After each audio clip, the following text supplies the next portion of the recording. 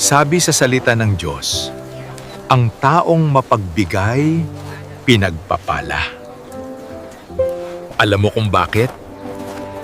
Dahil ang pusong marunong magbahagi, hindi nauubusan.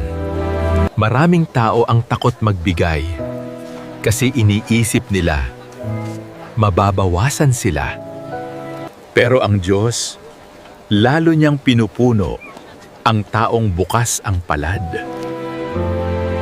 Kapag may kabutihan sa puso mo, kahit maliit lang ang kayang ibigay, malaki ang balik sa'yo. Tandaan mo, ang tunay na pagyaman, nagsisikula sa pagiging mapagbigay.